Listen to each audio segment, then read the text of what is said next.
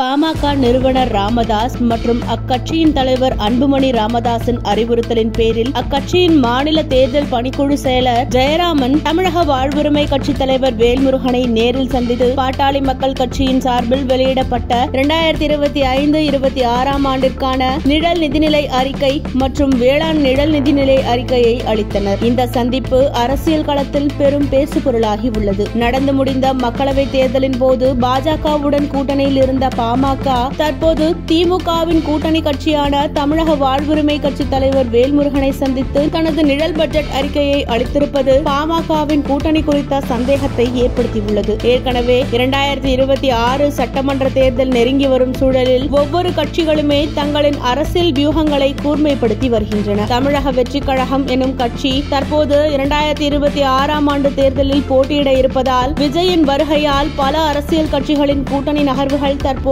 கவனிக்கப்பட்டு வருகிறது. கூட்டணியில் பல மாற்றங்கள் நடக்கக்கூடும் என எதிர்பார்க்கப்படுகிறது. அந்த வகையில் பாமக யாருடன் கூட்டணி அமைக்கும் என்பதும் உற்று கவனிக்கப்பட்டு வருகிறது. மேலும் திமுகவின் கூட்டணி கட்சியான தமிழக வாழ்வுரிமை கட்சியின் தலைவர் வேல்முருகன் கடந்த சட்டமன்றத்தின் போது திமுக அரசின் சில நடவடிக்கைகள் மீது தனது அதிருப்திகளை தெரிவித்திருந்தார். தனது கோரிக்கைகளும் ஆலோசனைகளும் சட்டமன்றத்தில் நிராகரிக்கப்படுகின்றன என பேசியிருந்தார்.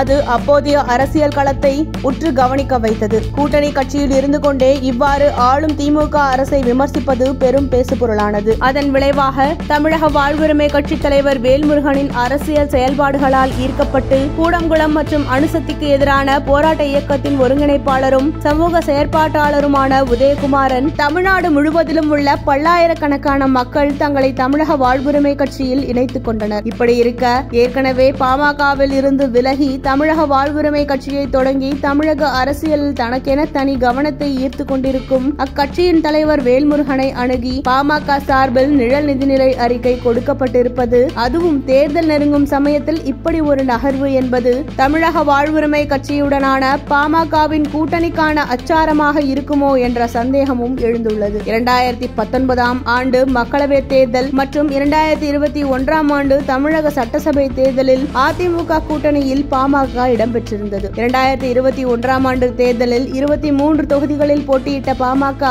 5 இடங்களில் வெற்றி பெற்றது. இதையடுத்து 2024 மக்களவைத் தேர்தலில் அதிமுக அணியில் இடம்பெறாத பாமக பாஜக கூட்டணியில் இணைந்தது. 2024 தேர்தலில் அதிமுக பாமக பாஜகவால் ஒரு தொகுதியிலும் வெல்ல முடியவில்லை. 2019 ஆண்டில் அதிமுகவுடன் பாமக கூட்டணி அமைக்கப்பட்ட போது பாமக தலைவர் அன்புமணி ராமதாஸுக்கு அதிமுக ராஜ்யசபா சீட் கொடுத்தது. தற்போது அன்புமணியின் பதவிக்காலம் முடிவடைய உள்ளது. எனவே மீண்டும் அதிமுகவுடன் கூட்டணியை உறுதி செய்து அன்புமணிக்கு ராஜ்யசபா சீட் பெற பாமக தரப்பில் காய் நகர்த்தப்படுவதாக சொல்லப்பட்டது. இந்த நிலையில் சமீபத்தில் அதிமுக பொதுச் செயலாளர் எடப்பாடி பழனிசாமியை பாமகவை சேர்ந்த ஜி.கே. மணி சந்தித்த போது கூட்டணி குறித்த பேச்சுவார்த்தை நடத்தப்பட்டதாகவும் தகவல்கள் வெளியாகின. பேச்சுவார்த்தைகள் கைகூடும் பட்சத்தில் பாமக கட்சி பாஜகவின் கூட்டணியில் இருந்து விலகி அதிமுக அணியில் இணையலாம் என எதிர்பார்க்கப்பட்டது. 2019 ஆண்டு மக்களவைத் தேர்தலில் அதிமுக கூட்டணிக்கு சென்று பின்னர் 2021 சட்டமன்ற தேர்தலில் அதிமுக கூட்டணியில் தொடர்ந்திருந்த பாமக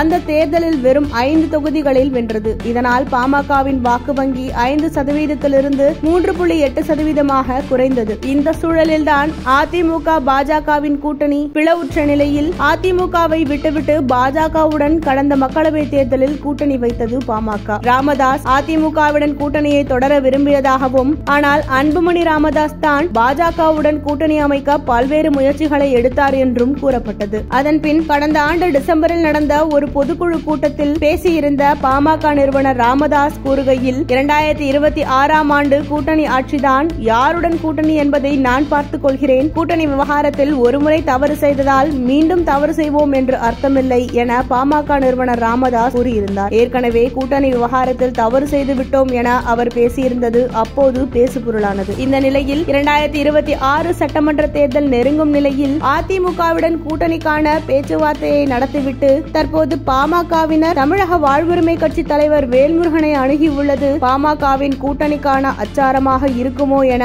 கேள்வி எழுப்ப வைக்கிறது.